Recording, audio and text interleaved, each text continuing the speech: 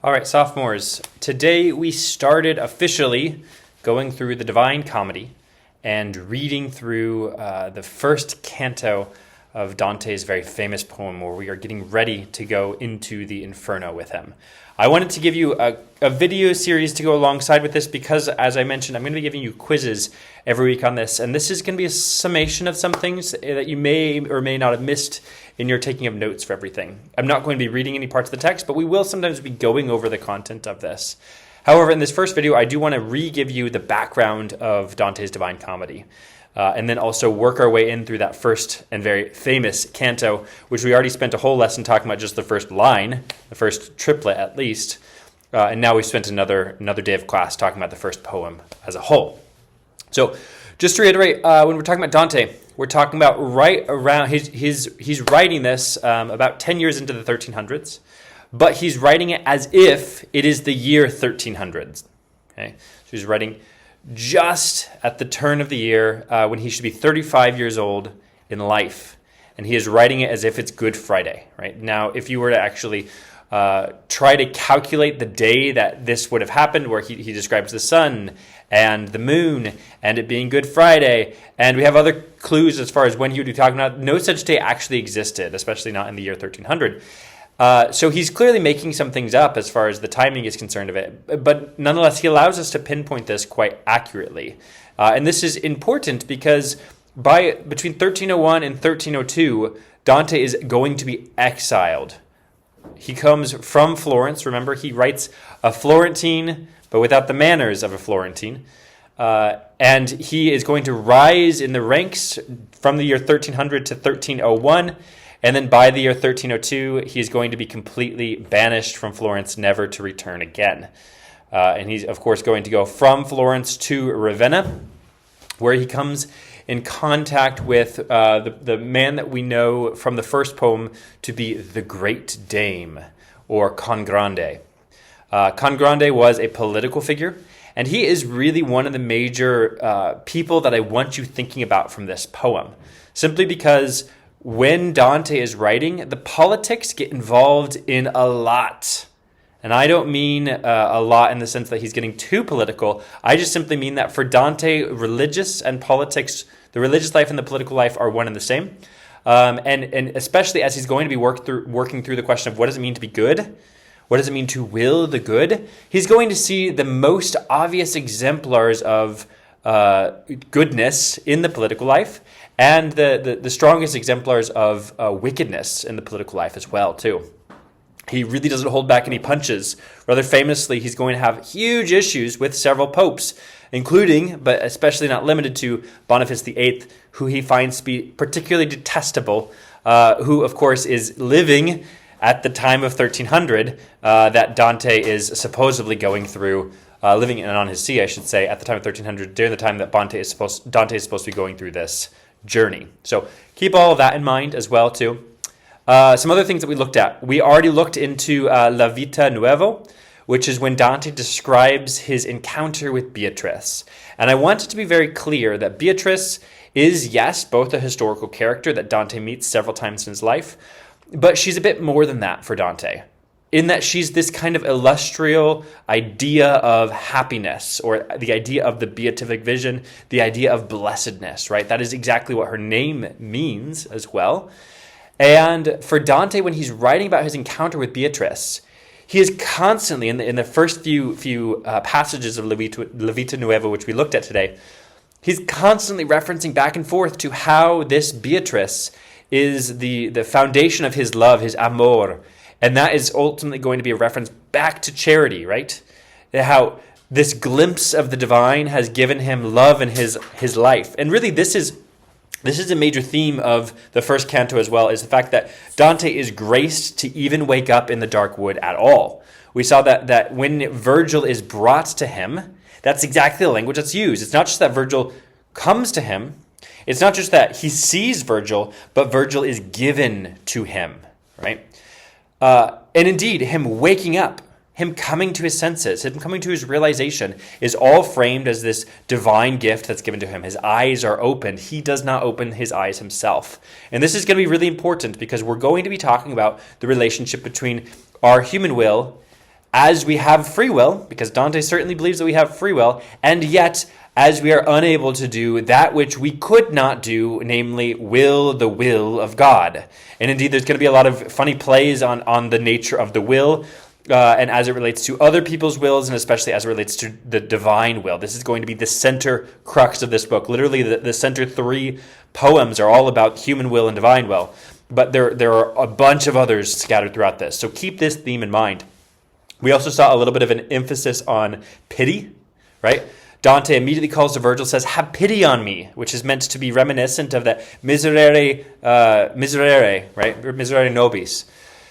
Reflective of the language of the liturgical mass, right? Have mercy on us, dona nobis pacem.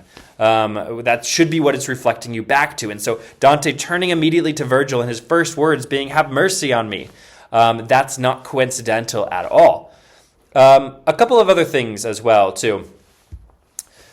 Dante begins writing the poem in 1306, and it takes him 15 years to complete it. As we saw, when he completes Paradiso, he dedicates it to Can Grande.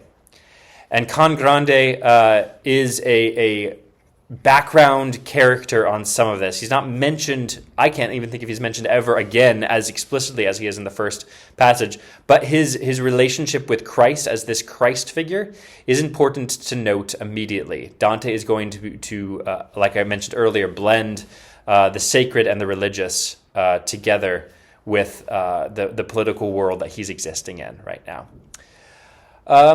Beyond that, don't forget we also talked about distinguishing between Dante the poet and Dante the character, or Dante the pilgrim. Dante the poet is writing from a relatively omniscient point of view. He is writing to us as readers. And yet, Dante the pilgrim is a very feeble man who is oftentimes ignorant of his surroundings, oftentimes is very unwise in many of the situations he finds himself to be, and is growing and learning and developing. So much so that one of the common quotes that's given to the Divine Comedy is that its only fiction is that it is fiction. And this is kind of an intriguing quote because there have not been a shortage of people who have read the Divine Comedy and actually wondered if Dante went to hell and back, right? If Dante went all the way up to the highest of heavens. I would say that you were never meant to think of it along these lines, but it is tempting sometimes when you're reading it with as much vividness as he gives you. It's almost tempting to say, Dante, do you know something that I don't know? Nonetheless, remember that lovely little phrase, the only fiction of the Divine Comedy is that it is fiction.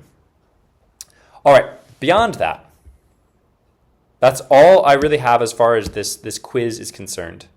Maybe one or two other quick beats. Remember that the scheme of this poem itself, it is written in terza rima. This is important for Dante because he's going to love the number 3. We already saw that he meets Beatrice on his 9th year of life, 3 times 2. 3 squared, I should say. And then, of course, he's going to see her for his final time at 3 cubed, 27 years of life. And she's going to kind of begin to play around with some of those numbers while she's in the book. This is not unintentional for Dante. The very breath that the poem has is this 3 parts.